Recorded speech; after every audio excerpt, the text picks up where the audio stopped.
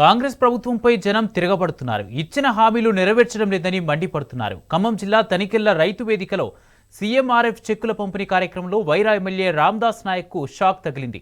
మీరు ఇస్తున్న చెక్కులు కేసీఆర్ హయాంలో ఇచ్చారు కదా అని ఓ మహిళ ప్రశ్నించారు. ఇస్తానని చెప్పిన తులం బంగారం ఎందుకు ఇవ్వడం లేదని నిలదీశారు. ఉచిత బస్సు స్కీమ్ పెట్టారు, బస్సుల సంఖ్యను మాత్రం పెంచలేదని విమర్శించారు.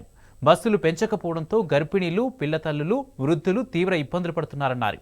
ఇక పథకాలు అమలు చేస్తామని ఓట్లు వేయించుకున్నారు, ఇల్లు మాత్రం ఇవ్వడం లేదని సదరు మహిళ మండిపడ్డారు. ఏడాది గడిచినా ఒక్క ఇల్లు ఇవ్వలేదని ఆగ్రహం వ్యక్తం చేశారు. మహిళ ప్రశ్నించడంతో ఎమ్మెల్యే నీళ్లు నమిలారు. ఆ తర్వాత తేరుకుని తీసుకునే వాళ్ళకే ఇంత కోపం ఉంటే ఎలా అని అడ్డదిడ్డంగా మాట్లాడారు. మెల్లగా అక్కడి నుంచి జారుకున్నారు.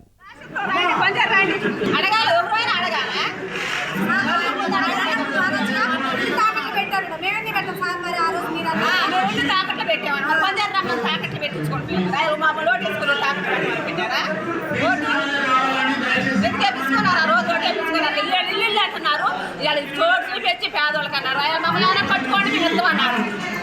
గట్టి సంవత్సరం అవుతుంది, రేపు మాకు ఇల్లు ఇస్తారా? గట్టి సంవత్సరం అవుతుంది. మరి పేద కావాలంటే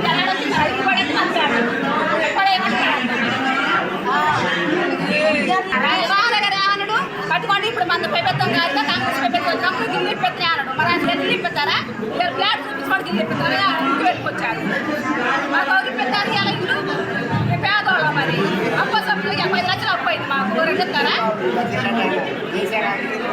మరి కేసీఆర్ ఇచ్చిందేగా తులం బంగారం అని చెప్పింది కాబట్టి మా బిల్లు చేసింది